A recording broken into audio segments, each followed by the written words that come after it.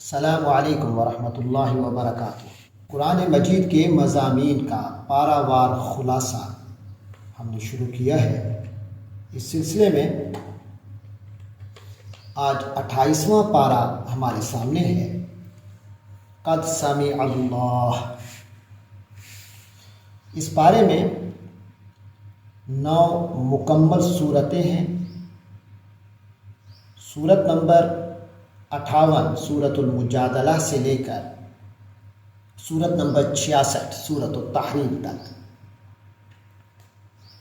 سورۃ المجادلہ 22 آیات پر مشتمل 3 رکوع اس میں ہیں۔ سورۃ الحشر میں 3 رکوع ہیں 24 آیات پر مشتمل۔ سورۃ الممتحنہ 13 آیات پر مشتمل 2 رکوع۔ سورۃ الصف 14 آیات پر مشتمل 2 رکوع۔ سورۃ الجمعہ 11 آیات پر مشتمل 2 رکوع۔ سورۃ المنافقون 11 آیات پر مشتمل 2 رکوع۔ سورۃ التغابن 18 آیات پر مشتمل 2 رکوع۔ سورۃ الطلاق 12 آیات پر مشتمل 2 رکوع۔ سورۃ التحریم 12 آیات پر مشتمل 2 رکوع اس پارے میں ہے۔ اس طرح ہم 28واں پارہ مجموعی طور پر 137 آیات پر مشتمل 20 رکوع اس کے اندر ہیں۔ سب سے پہلے سورۃ المجادلہ، اس میں 22 آیات ہیں۔ یہ سورت مدنی ہے۔ اس سورت میں بنیادی طور پر 4 اہم موضوعات کا بیان ہے۔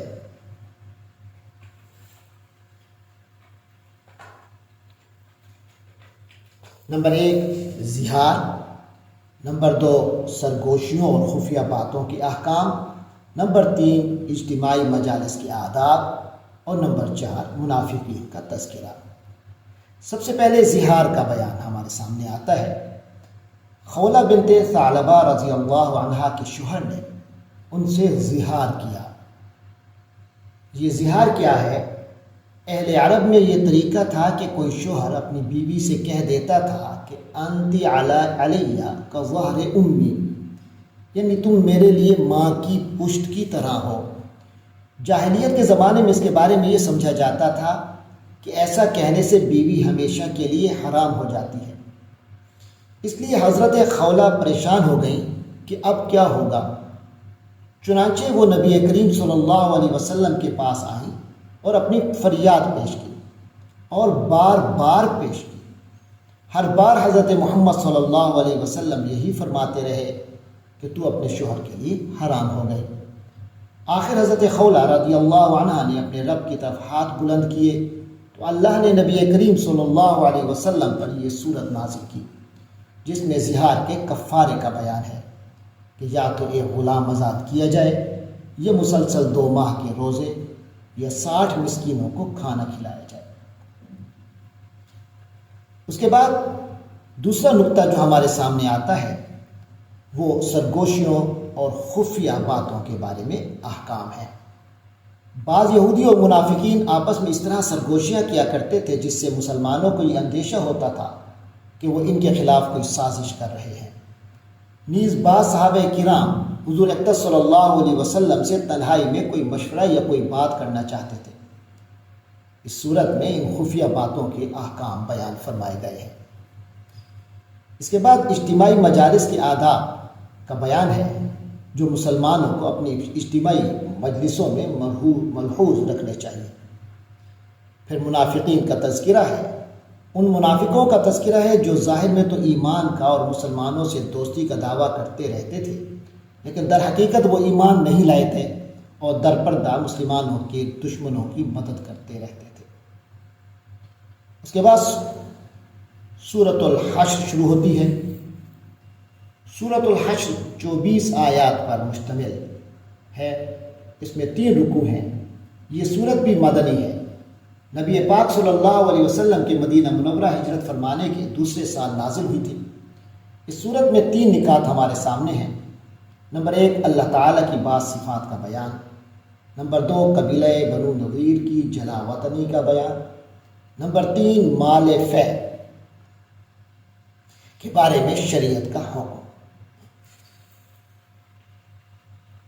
پھر قابل تعریف اور قابل مذمت لوگوں کا تذکرہ، اور آخر میں ایمان والوں کا خصوصی حکم، ایمان والوں کو خصوصی حکم دیا گیا ہے۔ تو جہاں تک اللہ تعالیٰ کی باصفات کا بیان ہے تو ہمیں اس صورت کی ابتدا میں بتایا گیا ہے کہ کائنات کی ہر چیز اللہ تعالیٰ کی تسبیح و تقدیس اور حمد و ثنا بیان کرتی ہے اور اس کی توحید اور قدرت و جلال کی گواہی دیتی ہے۔ اس کے علاوہ اس صورت میں اللہ تبارک و تعالیٰ کے بعض مظاہر قدرت کا بھی تذکرہ ہے، ان کا ایک مظہر واقعہ بھی بیان کیا، ایک واقعاتی مظہر بھی بیان کیا جو آگے آ رہا ہے کہ یہود جنہوں نے اپنی حفاظت کے لیے بڑے مضبوط قلعے تعمیر کیے ہوئے تھے اور معاشی وسائل پوری طرح ان کے قبضے میں تھے، مگر اپنے کرتوت کی وجہ سے انہیں دنیا کی زندگی میں اللہ تعالیٰ کی طرف سے ایک عذاب حشر کا سامنا کرنا پڑا۔ اس طرح سورت کے اختتام پر اسماء الحسنی کے ضمن میں اللہ تعالیٰ کی عظمت اور کبریائی کا بیان ہے، اور آخر میں وہی الفاظ ہیں جن سے اس سورت کا آغاز ہوا تھا۔ پھر قبیلہ بنو نضیر کی جلا وطنی کا بیان ہے۔ بنو نضیر یہودیوں کے ایک قبیلہ تھا۔ اس قبیلے نے جب نبی کریم صلی اللہ علیہ وسلم کے ساتھ امن و امان اور مدینہ منورہ پر حملہ ہونے کی صورت میں مل کر اس کا دفاع کرنے کے معاہدے کے باوجود نبی پاک صلی اللہ علیہ وسلم اور مسلمانوں کے خلاف سازشیں کرتے رہتے تھے، یہاں تک کہ نبی کریم صلی اللہ علیہ وسلم کو دھوکے سے قتل کرنے کی کوشش بھی کی گئی، تو آپ صلی اللہ علیہ وسلم نے ان پر چڑھائی کی۔ آخر کئی دنوں کے محاصرے کے بعد وہ لوگ وہاں سے نکلنے پر تیار ہوئے، چنانچہ انہیں جلا وطن کیا گیا۔ یہ جلا وطنی ایسے وقت میں ہوئی کہ کسی کے وہم و گمان میں بھی نہیں تھی کہ معاشی اور سیاسی طور پر اس قدر مضبوط قبیلے کو ان کے گھروں سے نکالا جا سکتا ہے۔ ان کی یہ پہلی جلا وطنی تھی جو خیبر کی جانب ہوئی۔ پھر حضرت عمر رضی اللہ تعالی عنہ کے دور میں انہیں ملک شام کی طرف نکال دیا گیا۔ پھر اس کے بعد آیت نمبر 6 سے مال فے کے بارے میں شریعت کا حکم اور اسلامی اقتصادیات کا ایک اہم فلسفہ سامنے آ رہا ہے۔ یہود کے قبیلہ بنو نضیر کے مدینہ منورہ سے نکلنے کے بعد بہت سارا مال غنیمت مسلمانوں میں آیا۔ جو مال غنیمت قتل و قتال کے بغیر ہاتھ لگے اسے اصطلاح میں مال فی کہتے ہیں۔ اس کے بارے میں یہی حکم ہے کہ اس میں مجاہدین میں سے کسی کا حق نہیں، بلکہ یہ اللہ کے نبی صلی اللہ علیہ وسلم اور آپ صلی اللہ علیہ وسلم کے رشتہ داروں کا اور یتامہ، مساکین اور مسافروں کے لیے ہے۔ اس کے ساتھ ساتھ اس آیت میں اسلامی اقتصادیات کا ایک اہم فلسفہ بھی بیان کر دیا گیا ہے کہ دولت صرف مالداروں کے درمیان ہی زیر گردش نہ رہے، یعنی دولت چند ہاتھوں میں سمٹ کر نہ رہے، بلکہ اس طرح پھیل جائے کہ سوسائٹی کا کوئی فرد اور کوئی طبقہ بھی محروم نہ رہے۔ جیسا کہ فرمایا کَإِ لَا يَكُونَ دُولَةً بَيْنَ الْأَغْنِيَاءِ مِنْكُمْ۔ اس کے بعد ہم دیکھتے ہیں کہ قابل تعریف اور قابل مذمت لوگوں کا تذکرہ ہے۔ اس صورت میں تفصیل کے ساتھ مہاجرین اور انصار صحابہ رضی اللہ عنہم اور ان کی اتباع کرنے والے قیامت تک کے مسلمانوں کی تعریف کی گئی ہے، جو اللہ تعالیٰ کی رضا کو ہر چیز پر ترجیح دیتے ہیں، جبکہ ان کے مقابلے پر ان منافقوں کی مذمت آئی ہے جو یہود کو برے وقت میں اپنے تعاون کا یقین دلاتے رہتے تھے۔ اس کے بعد ایمان والوں کو خصوصی حکم دیا گیا ہے۔ سورت کے آخری رکوع میں ایمان والوں کو دو چیزوں کی طرف خصوصی توجہ طور پر متوجہ کیا گیا ہے۔ نمبر 1 یہ کہ اللہ کا ڈر اپنے سینے میں زندہ رکھو اور ہر جان کی نظر اپنے کل یعنی آخرت پر ہونی چاہیے، اور ساتھ ہی سمجھایا گیا ہے کہ تم ان لوگوں کی طرح مت ہو جاؤ جنہوں نے اللہ تعالیٰ کے حقوق کو بھلا دیا، جس کے نتیجے میں اللہ تعالیٰ نے ان کی ذات کے حقوق بھی انہیں بھلوا دیے کہ آخرت کو بھول کر وہ لوگ حیوانوں کی طرح صرف اپنی نفسانی خواہشات کی تکمیل میں لگے رہتے ہیں۔ اس کے علاوہ اس کے ساتھ ہی اہل ایمان کو اللہ تعالیٰ نے کتاب اللہ کی عظمت کی طرف متوجہ کیا ہے اور انسانی ذہن کے لیے کسی حد تک قابل فہم بنانے کے لیے یوں سمجھایا ہے کہ یہ ایک ایسا عظیم کلام ہے جس کا تحمل پہاڑ بھی نہ کر سکتے، وہ بھی اللہ کے خوف سے ریزہ ریزہ ہو جاتے۔ اس کے بعد تیسری صورت سورۃ الممتحنہ ہمارے سامنے آتی ہے۔ یہ صورت بھی مدینہ منورہ میں نازل ہوئی، 2 رکوع ہیں، اس میں 13 آیات ہیں۔ یہاں اس صورت کا خلاصہ بھی ہم 2 نکات میں پیش کریں گے۔ نمبر 1، مسلمانوں کو ایک خاص تنبیہ۔ نمبر 2، عورتوں کی بیعت کے حوالے سے خصوصی حکم۔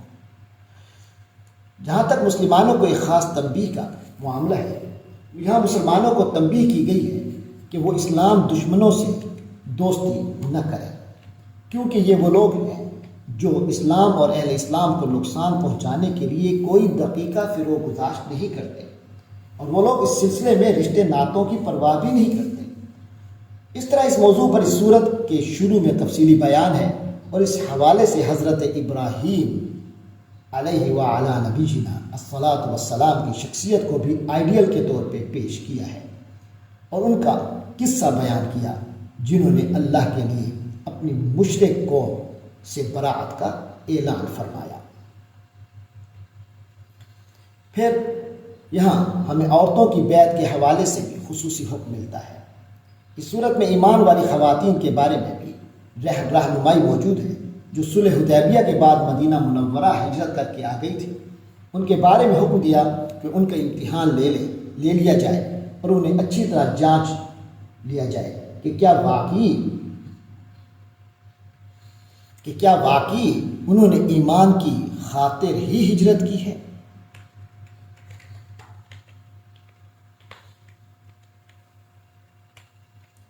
اگر تمہیں ان کے ایمان پر اطمینان ہو جائے تو پھر انہیں کفار کی طرف واپس نہ کیا جائے۔ پھر ان امور کا ذکر ہے جن پر ان سے بیعت لی جانی چاہیے۔ اس کے بعد اس پارے کی چوتھی سورۃ الصف ہمارے سامنے آتی ہے۔ یہ بھی مدینہ منورہ میں نازل ہوئی، اس کے بھی 2 رکوع ہیں، اس کی آیات 14 ہے۔ اس صورت کا بنیادی موضوع جہاد و قتال ہے۔ اس میں 3 نمایاں نکات ہم پیش کریں گے۔ نمبر 1، بنو اسرائیل کی ایک خاص بد کرداری کا تذکرہ اور مسلمانوں کو اس سے بچے رہنے کا حکم۔ نمبر 2، مسلمانوں کے لیے خوشخبری، اور نمبر 3، مسلمانوں کی تعریف کا ایک خاص پہلو۔ تو سب سے پہلے بنو اسرائیل کی ایک خاص بد کرداری کا تذکرہ ہے اور مسلمانوں کو اس سے بچے رہنے کا حکم ہے۔ اس صورت میں بنو اسرائیل کے یہودیوں کے اس کردار کا خاص طور پر تذکرہ ہے کہ انہوں نے خود اپنے پیغمبر حضرت موسیٰ علیہ السلام کو طرح طرح سے تکلیفیں پہنچائیں، جس کے نتیجے میں ان کی طبیعتیں ہی ٹیڑھی ہو گئیں، یہاں تک کہ جب حضرت عیسیٰ علیہ السلام تشریف لائے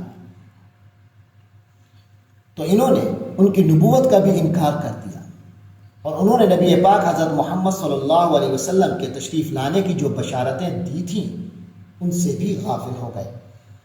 یہی وجہ ہے کہ اب جب کہ نبی پاک صلی اللہ علیہ وسلم تشریف لا چکے ہیں تو یہودیوں نے نہ صرف یہ کہ آپ علیہ الصلاۃ والسلام کی نبوت پر ایمان لانے سے انکار کر دیا ہے، بلکہ حضور پاک علیہ الصلاۃ والسلام کے خلاف سازشیں شروع کر دی ہیں۔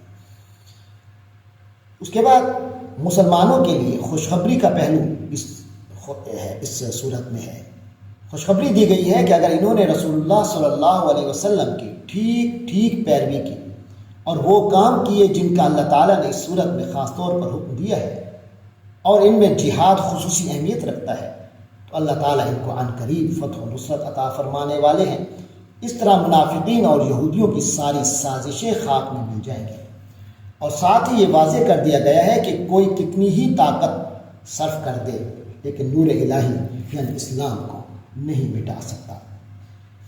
یہاں مسلمانوں کی تعریف کا ایک خاص پہلو جہاد کے تناظر میں اللہ تعالیٰ نے ان مسلمانوں کی تعریف فرمائی ہے جو اللہ تعالیٰ کے راستے میں منظم ہو کر جہاد کرتے ہیں۔ اس کے بعد 5ویں سورۃ الجمعہ ہے۔ سورۃ الجمعہ 2 رکوعوں پر مشتمل ہے اور ان 2 رکوعوں میں 11 آیات ہیں۔ اس سورت کی روشنی میں بھی ہم 3 نمایاں نکات پیش کریں گے۔ نمبر 1، نبی کریم صلی اللہ علیہ وسلم کی رسالت اور بعثت کے مقاصد کا بیان اور آپ پر ایمان لانے کی دعوت۔ نمبر 2، اللہ کی کتاب کے حوالے سے یہود کے رویے کی مذمت۔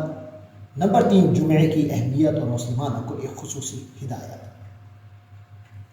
تو سب سے پہلا نقطہ نبی پاک صلی اللہ علیہ وسلم کی نبوت اور رسالت کے مقاصد کا بیان اور آپ پر ایمان لانے کی دعوت۔ اس صورت کے پہلے ہی رکوع میں حضرت محمد صلی اللہ علیہ وسلم کی رسالت اور بعثت کے مقاصد بیان کیے گئے ہیں اور پوری انسانیت کو آپ علیہ السلام پر ایمان لانے کی دعوت دی گئی ہے۔ پھر اللہ کی کتاب کے حوالے سے یہود کے رویے کی مذمت کی گئی ہے۔ یہود کی مذمت کہ ان پر جو اللہ کی کتاب نازل ہوئی تھی اور وہ اس پر ایمان و علم کا دعویٰ بھی رکھتے ہیں، مگر اس کتاب کے مقاصد اور پیغامات کو نظر انداز کرتے رہتے ہیں، لہٰذا ان کی مثال اس گدھے سے دی گئی جس پر کتابیں تو بہت لدی ہوں، مگر ان کتابوں میں کیا ہے اس سے وہ بالکل بے خبر ہوتا ہے۔ اس کے بعد ہم دیکھتے ہیں کہ اس کے آخری رکوع میں جو ایک مختصر سا 3 آیات پر مشتمل رکوع ہے، اس میں جمعہ کی اہمیت ہے اور مسلمانوں کو ایک خاص ہدایت دی گئی ہے۔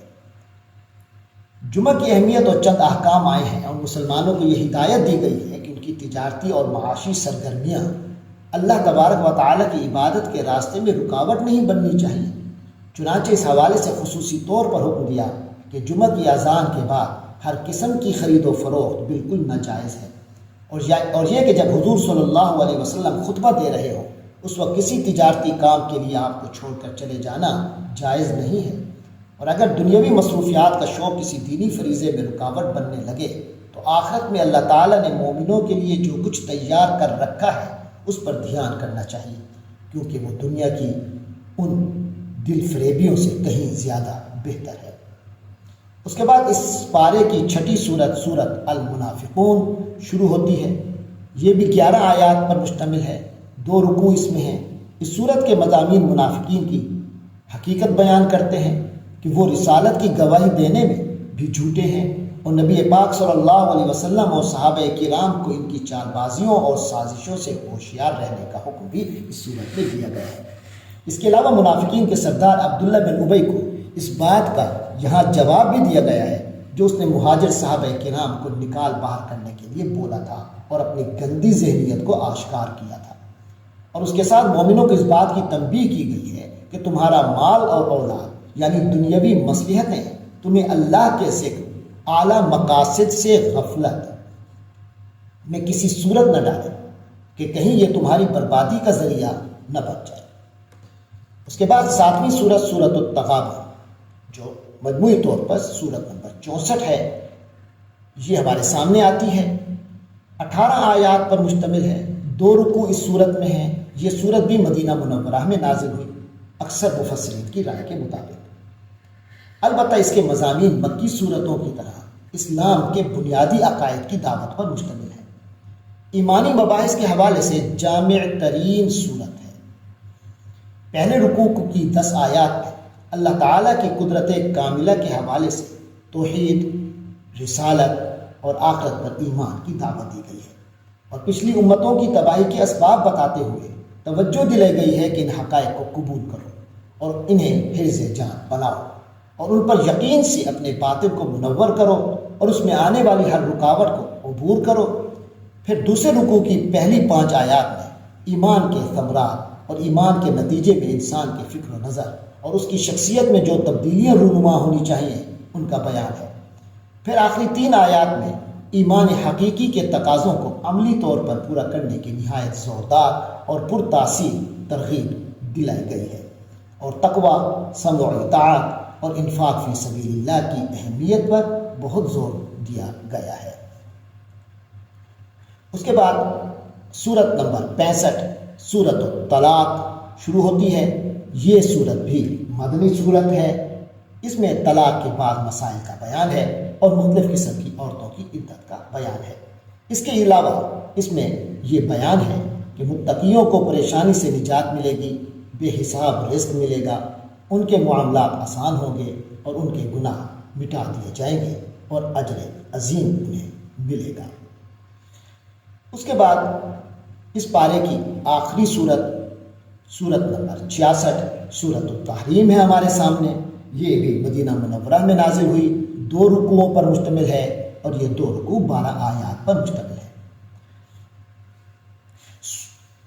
سورۃ الطلاق کے بعد سورۃ التحریم میں آئلی زندگی کے ایک دوسرے رخ کو نمایاں کیا گیا ہے، یعنی شوہر اپنی بیوی کی محبت یا اس کے جذبات کا پاس کرتے ہوئے کوئی ایسا کام نہ کر بیٹھے جو شریعت میں جائز نہ ہو۔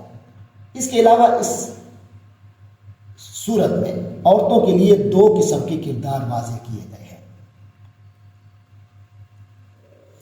2 جہنمی عورتوں کا بیان ہے جو کہ نبیوں کی بیویاں ہونے کے باوجود ہدایت سے دور رہیں، حضرت نوح علیہ السلام کی بیوی اور حضرت لوط علیہ السلام کی بیوی۔ ان کے بعد 2 اعلیٰ اور قابل تقلید مثالیں پیش کی گئی ہیں۔ نمبر 1 فرعون کی بیوی حضرت آسیہ رضی اللہ عنہا اور حضرت عمران کی بیٹی سیدنا مسیح علیہ السلام کی والدہ حضرت بی بی مریم سلام اللہ علیہا۔ اس کے ساتھ 28واں پارہ مکمل ہوتا ہے۔ ہم اللہ تبارک و تعالی سے دعا گو ہیں کہ وہ ہمیں اعلیٰ مثالوں کی تقلید کی توفیق عطا فرمائے۔ وآخر دعوانا ان الحمد للہ رب العالمین۔